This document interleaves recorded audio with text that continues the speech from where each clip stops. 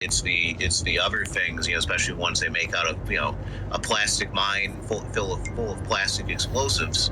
You're never really going to find that until some poor kid steps on it or something. Well, the thing is that if you look at it from my business, so I lecture Monday afternoon at Imperial College, but I run an aerospace company, and detection of defects in composite structures, that's just aerospace. It's imposed on us by the regulators.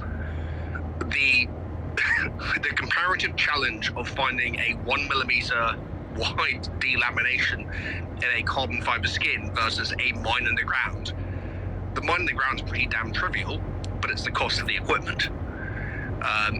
So if some clever people out there which they appear to have done a few years ago, have done it. Wow, look at that, completely the technical challenge of discriminating that level of signal from that background noise is comparatively trivial if you just adopt stuff from the aerospace industry, or even just the people who publish around it. That is done. That is a solved problem. The problem is scale.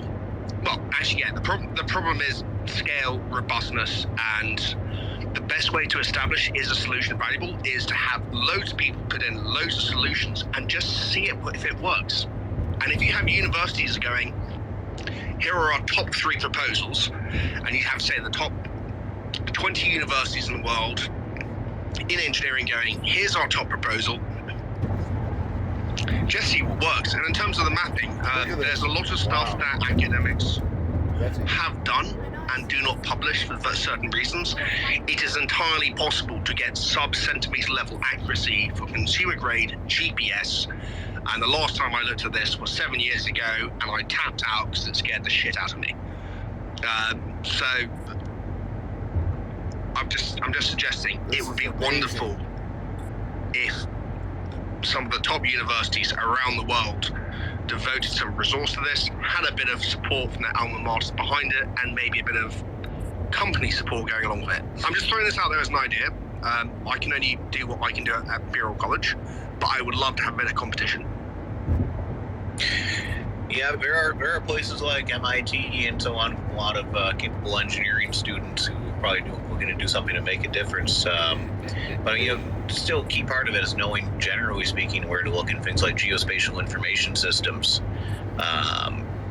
Where you're basically you're using satellite or aerial photography. To go ahead and look at an area and say, okay, this is what it looked like in 2021, this is what it looked like in 2022, 2023, and you can kind of see, the beaten zones where places have been hit, so well, at least we should probably go there versus somewhere else, because it's literally a needle in a haystack of needles. Or maybe it's not the best metaphor, but it's you got to kind of have a general idea of where to start. So I think innovations like that are also going to be helpful. I did hear about something like years ago called, I think it was mimosa, and I remember it because it's one of my favorite drinks to start a day, but it was a ground penetrating satellite using synthetic aperture radar.